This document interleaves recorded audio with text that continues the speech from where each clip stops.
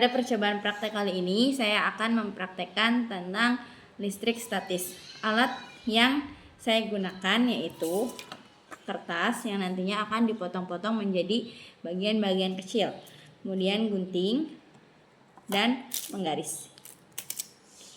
Ini kertas yang sudah digunting-gunting menjadi bagian-bagian kecil. Ketika penggaris digosokkan ke rambut, terjadi perpindahan elektron, sehingga penggaris menjadi bermuatan negatif. Saat penggaris bermuatan ini didekatkan ke potongan kertas, muatan negatif pada penggaris menginduksi muatan positif pada kertas. Karena muatan berbeda, maka terjadi saling tarik-menarik.